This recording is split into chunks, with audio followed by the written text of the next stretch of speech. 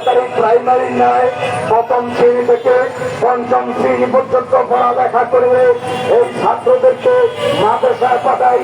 সেই মাদ্রাসা বিশ্ববিদ্যালয় পর্যন্ত এখন আছে, আপনারা জানেন।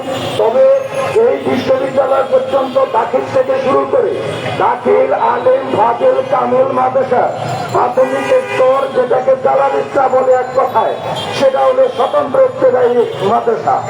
এই স্বতন্ত্র ইবতেদায়ী মাদ্রাসা 1984 সালে মাদ্রাসা বোর্ড কর্তৃক রেজিস্ট্রেশন পেয়ে প্রায় 18,000 ছিল, কিন্তু বিভিন্ন চক্রান্তে বিভিন্ন ইসলাম বিদ্বেষী লোকদের নাগালের পরে ধ্বংস হতে হতে প্রায় বর্তমানে প্রায় 10,000 মাদ্রাসার মতো এখনো চালু আছে। কিন্তু 1994 সালে যখন তৎকালীন প্রধানমন্ত্রী বেগম খালেদা জিয়া গাজীপুর মাদ্রাসা শিক্ষক প্রশিক্ষণ ইনস্টিটিউটে একটি ঘোষণা দিয়েছিলেন যে বেসরকারি প্রাইমারি এবং স্বতন্ত্র ইবতেদায়ী মাদ্রাসা 500 টাকা অনুদান পাবে। তখন মাদ্রাসার সংখ্যা ছিল 18,000, কিন্তু চক্রান্তকারীরা পরামর্শ সাপেক্ষে আমাদেরকে ধ্বংস করার জন্য নিয়ে আসলো যে ইউনিয়ন ভিত্তিক একটি হবে। ইউনিয়ন ভিত্তিক একটি হলেও তখন ইউনিয়ন সংখ্যা ছিল 4,500, কিন্তু মাত্র 500 টাকা অনুদান মুক্ত হলো 1519টি। এর কারণ ছিল একমাত্র মাদ্রাসা শিক্ষাকে ধ্বংস করা। কিন্তু ওই সময় বেসরকারি প্রাইমারি 500 টাকা করে অনুদান মুক্ত হয়ে তারা পর্যায়ক্রমে 2013 সালে এসে 26,193টি বেসরকারি প্রতিষ্ঠান বর্তমান প্রেসিডেন্ট সরকারের প্রধানমন্ত্রী শেখ হাসিনার এক ঘোষণায় জাতীয়করণ হয়েছে।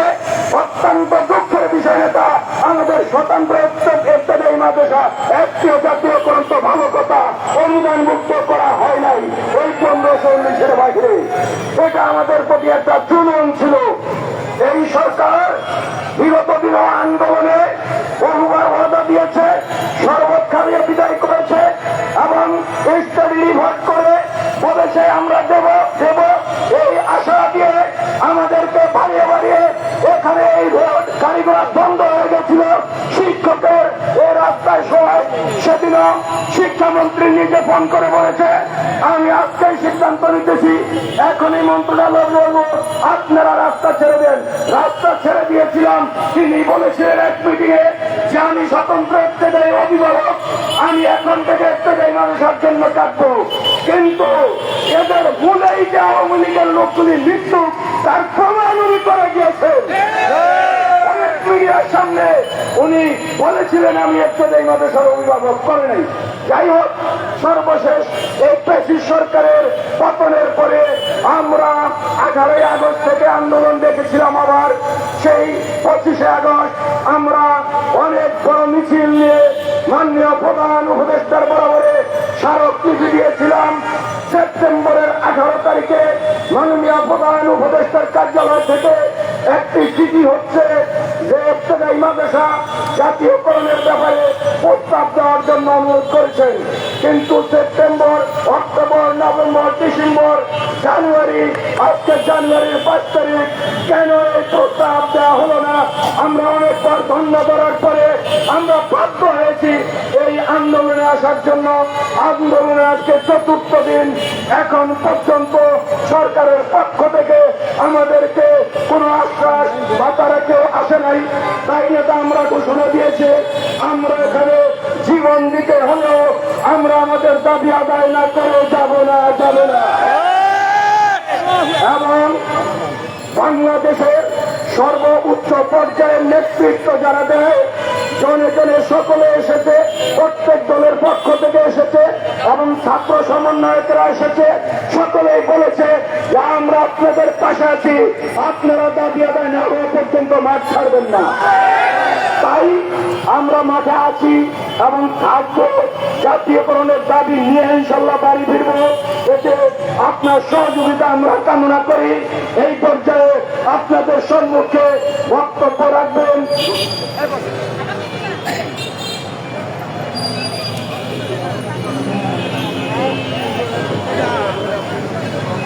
সম্মানিত সম্মানিত শিক্ষক ভাইরা, এখন আপনাদের সামনে বক্তব্য রাখবেন স্বতন্ত্র মাদ্রাসা আন্দোলন বাস্তবায়ন কমিটির অবস্থান মর্মে আশ্রয় সাধারণ বাকসুমতি খোলা বিভাগ পরিষদের সম্মানিত সভাপতি জনাব নূর আব্দুল ভাই, জনাব নূর আব্দুল ভাই।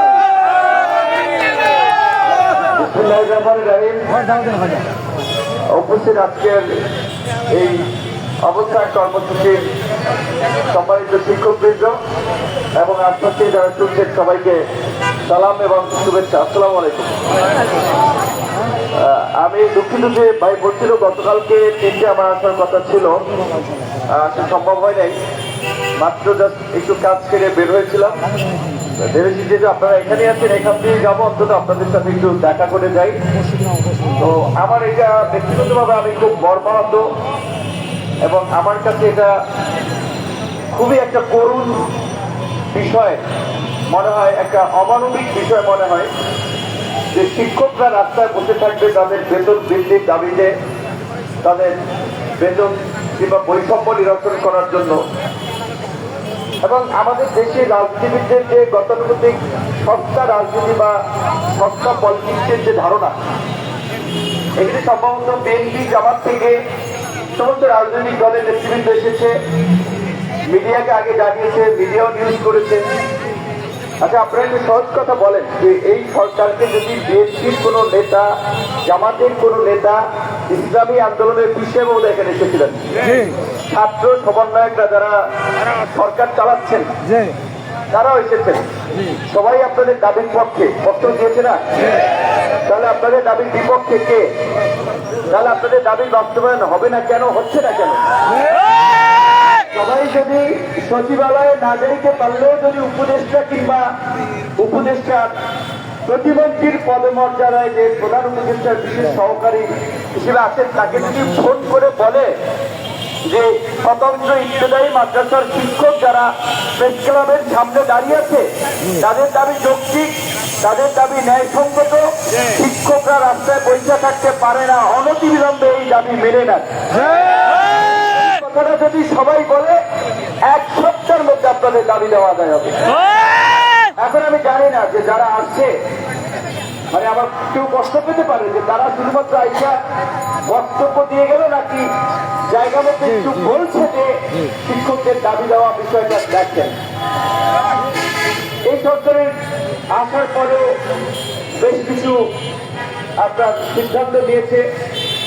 আগের সরকার অনেক সিদ্ধান্ত বাতিল করেছে, গণবিরোধী সিদ্ধান্ত, এবং সবচেয়ে আলোচিত এবং সবচেয়ে চর্চিত যে বিষয়গুলো যে আমরা বলছি গণ অভ্যুত্থানের পরে আমরা একটা নতুন বাংলাদেশ বিনির্মাণ করতে চাই। তো নতুন বাংলাদেশ বিনির্মাণ করবে কে, কারা, কোথা থেকে? নতুন বাংলাদেশ বিনির্মাণ করতে হলে মানুষের মধ্যে সেই মূল্যবোধটা জাগ্রত করা দরকার। পরিপূর্ণ বয়স্ক মানুষ যেই প্রজন্মটা এক্সিস্ট করে তাদের মাথা ঘুরানো খুব ডিফিকাল্ট, কিন্তু যারা কোমলমতি শিক্ষার্থী যারা গড়ে উঠতেছে তাদেরকে যদি আমরা নৈতিক আদর্শিক মূল্যবোধ, ধর্মীয় মূল্যবোধে গড়ে তুলতে পারি তাহলেই কেবল আগামী নতুন বাংলাদেশ বিনির্মাণ করবে। আজকে ত্রাণ ও দুর্যোগ মন্ত্রণালয়ের মাননীয় উপদেষ্টা বীর মুক্তিযোদ্ধা ভদ্রলোকের সাথে কথা বলছিলাম, তো তিনি বলছিলেন যে আমরা বদলি করছি, সেটা সমন্বয়ক বলেন, রাজনীতিবিদ বলেন, অনেকে ফোন দিয়ে তাদের বদলি যেন এখানে রাখা হয় এই বিষয়ে সুপারিশ করছে। এখন 16 বছর এই আওয়ামী ফ্যাসিবাদ ছিল, সেখানে যার খুঁটির জোর যত ছিল সে ঢাকায় থেকেছে কিংবা তার পছন্দের কর্মস্থলে থেকেছে। এখন ওইখানে এমন মধু তারা পেয়েছে, ওইখান থেকে আর তারা যেতে চায় না। সবার কমন কিছু কথা, মায়ের অসুস্থতা, বাবার অসুস্থতা, বাচ্চা কাচ্চার দেখভাল করতে চায়, এই জন্য সে ওইখানে থাকতে চায়। অরিজিনালি এইগুলা 2-1টা কেস হতে পারে, ম্যাক্সিমাম ধান্দাবাজির কেস। আমার অফিসে অনেকে আসে, আমি পরিষ্কার করেই বলি ভাই বদলির অথরিটি আমি না। নতুন একটা সরকার গঠিত হয়েছে, তারা বদলি করবে, প্রশাসনকে ঢেলে সাজাবে, তারপরে তারা একটা দক্ষ প্রশাসন এবং একটা সক্রিয় এবং গতিশীল রাষ্ট্র ব্যবস্থার দিকে যেতে পারবে। পুরো রাষ্ট্র ব্যবস্থা কার্যত এই 5 মাসেও এখন পর্যন্ত শ্রমিক অবস্থা। এখন আপনারা শিক্ষক মানুষ, আপনারা আন্দোলন করছেন, শ্রমিকরা বিভিন্ন জায়গায় আন্দোলন করছে। অনেক জায়গায় এই ধারাবাহিক আন্দোলনের ফলে রাস্তাঘাটে যানজট সৃষ্টি হচ্ছে, মানুষের ভোগান্তির সৃষ্টি হচ্ছে। এখন আরেক জায়গায় পুলিশকে দিয়ে ক্লিয়ার করা লাগবে রাস্তা। এখন শ্রমিকদের উপরে যদি পুলিশ আক্রমণ করে উচ্চতম কর্তৃপক্ষের নির্দেশে আরেকজনের ছবি তুলে বলবে এই যে হালার পুলিশের চরিত্র বদলালে ফাঁসিবাদের দোষর তারে ধরো, তো পুলিশ কি অ্যাকশনে যেতে পারবে? এখন আমরা যদি রাষ্ট্রের শৃঙ্খলা আনতে চাই, তো পুলিশ তো চিন্তা করতেছে আমার তো ফাঁসিবাদের দোষর বানাই দিবে, তো কাজে আমি তো এমন অ্যাটাক করতে গিয়েও বিপদে পারবো, তাহলে আইন শৃঙ্খলা বাহিনী কাজ করতেছে না। এটা শুধু পুলিশের দোষ দেওয়া লাভ নাই। সামগ্রিক এই বিপ্লবের পরে এত মানুষ, কিছু মানুষের মধ্যে অতি বিপ্লবী স্বভাব তৈরি হচ্ছে। এই অধিক কথা হচ্ছে যে অধিক সন্ন্যাসীতে গাজন নষ্ট, এই অতি বিপ্লবীরা এখন দেশকে অকার্যকর পরিস্থিতির দিকে নিয়ে যাচ্ছে। সীমান্তে নানান ধরনের ঘটনা ঘটছে, সেখানে ভারতের উস্কানি আছে, আবার আমাদের এইখান থেকেও কিন্তু কেউ কেউ শৃঙ্খলা উস্কিয়ে দিতে পারে। এই বিষয়ে কিন্তু সতর্ক থাকতে হবে। সীমান্তে যদি পরিস্থিতি তৈরি হয়, নিরস্ত্র জনগণ আমি একটা ইটার আটলা নিয়ে দেয় আমি সীমান্ত ভারতীয় বিএসএফকে মোকাবেলা করতে পারবো?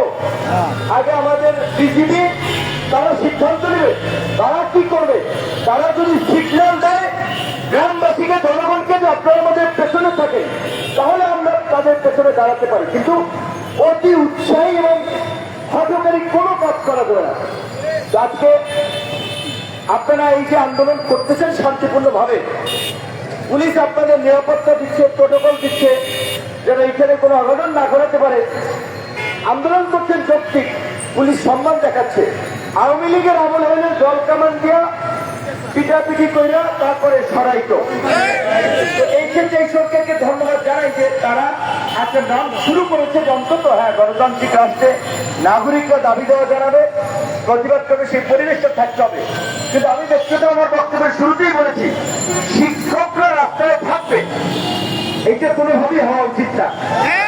এই সরকারের প্রধান তিনি নিজেও কিন্তু একজন শিক্ষক, শিক্ষা উপদেষ্টা নিজেও একজন শিক্ষক। এরকম অনেক আছেন যারা শিক্ষকদের এই বাস্তবতাটা বুঝেন, কিন্তু আমি বুঝি না যে তারা কেন আসলে দাবি দেওয়াটা মানেন না বা বুঝেন না। দেখেন, সরকারি কর্মকর্তা কর্মচারীদের বেতন কাঠামো যদি দেখেন, আমার পরিবারের মধ্যে কেউ সরকারি চাকরি করে না, কাজে বেতন বাড়লে আমার খুব বেশি লাভ নাই। কিন্তু আমরা যদি রাষ্ট্র নিয়ে চিন্তা করি, দেশ নিয়ে চিন্তা করি, দেশকে দুর্নীতিমুক্ত করতে চাই, একটা নতুন বাংলাদেশ চাই, তাহলে তো আমাদের গোটা রাষ্ট্রের বিভিন্ন স্টেক হোল্ডারদের কথা ভাবতে হয়। 20তম গ্রেডে একজন অফিস সহায়ক বা যাকে পিয়ন বলেন আপনারা, তার বেতন 8,200 টাকা। এই বর্তমানের ন্যূনতম শ্রম মজুরিতে একজন গার্মেন্টস কর্মীর এবং ন্যূনতম শ্রমের আপনার মূল্য 11,000 প্লাস। তাহলে সরকারি কর্মচারী সে হোক পিয়ন, তার বেতন কিভাবে 8,200 টাকা হয়? তাহলে ওই টাকায় চুরি করবে না, তার সংসার চালাবে কেমনে? তাহলে ওনার বেতন কম দিয়ে আপনি কিভাবে দুর্নীতি ঘুষ আপনি বন্ধ করবেন? আমি ভেবেছিলাম ইউনুস স্যারের মতো ইনোভেটিভ মানুষ, সৃজনশীল মানুষ, তিনি প্রথমেই ঘোষণা দিলেন যে সরকারি সমস্ত অফিস আদালত থেকে দুর্নীতি বন্ধ করার জন্য বেতন ডাবল করে দেওয়া হইল। তাহলে যেই তাকে টুকটাক ঘুষ কিংবা বামে গান দিয়ে যা করা লাগবে ওইটা তার করা লাগবে না। বেতন বাড়িয়ে বড় নির্দেশনা যে যারা দুর্নীতি করবে ডাইরেক্ট চাকরি দিবি, এবং রাষ্ট্রীয়ভাবে সবচেয়ে বেতন বেশি হবে শিক্ষকদের। প্রকৃত শিক্ষকের ছাত্র নাকি ছাত্র শিক্ষক, আমার মতে আমাদের মতে সবচেয়ে স্যালারি হওয়া উচিত বেশি শিক্ষকদের। কিন্তু সেই শিক্ষকরা 2য় শ্রেণীর চাকরি করে, 3য় শ্রেণীরও চাকরি করে। তাহলে আপনি সমাজ বদলাবেন, রাষ্ট্র বদলাবেন, শিক্ষকদের যদি মজুরি এত অল্প থাকে, সেখানে শিক্ষকরা কিভাবে মানুষকে উন্নত জীবনযাত্রা আদর্শের দিকে তাদেরকে ধাবিত করবে? আমার ব্যক্তিগত জায়গা থেকে আগামীকালকে আপনাদের বিষয়টি শিক্ষা উপদেষ্টা এবং আমাদের যে প্রতিমন্ত্রী পদমর্যাদার বিশেষ সহযোগী তাদের সাথে আমি কথা বলবো, এইটুকু আপনাদেরকে বলতে পারি। আপনাদের দাবি দেওয়া যেন দ্রুত মেনে নেওয়া হয় এবং এটা অত্যন্ত যৌক্তিক অত্যন্ত যৌক্তিক দাবি। প্রাইমারি গুলো কার্যক্রম করেছে, মাদ্রাসা কেন বৈষম্য শিকার হয়? মাদ্রাসা শিক্ষা আমাদের দেশের অবশ্যই শিক্ষা ব্যবস্থা একটা গুরুত্বপূর্ণ ভূমিকা পালন করে যাচ্ছে, কিন্তু সমস্যা হচ্ছে কি আপনাদের পক্ষে সুশীল সাংবাদিক যারা টকশোতে কথা বলে, বিভিন্ন সেমিনারে বক্তব্য দেয়, ওই রকমের লোক কথা বলার লোক নাই, কারণ আপনাদের মাথায় টুপি আছে। এই জন্য আপনাদের এখানে সমস্ত জাতীয় নেতৃবৃন্দ বক্তব্য রেখেছেন, গোয়েন্দা সংস্থাগুলো সরকারকে নোট পাঠিয়েছে। আমরা সরকারের প্রতি দাবি জানাবো এই শিক্ষকরা যে আন্দোলন করছে তারা যেন হাসি মুখে বাড়ি ফিরতে পারে। আপনারা একটা কার্যকর সিদ্ধান্ত, একটা যুগোপযোগী ঘোষণা দিবেন এবং শিক্ষকদের, মাদ্রাসা শিক্ষকদের পাশাপাশি সমস্ত শিক্ষকদের চাকরিকে প্রথম শ্রেণীতে উন্নীত করবেন। ধন্যবাদ জানাই, আপনারা কথা শুনেছেন।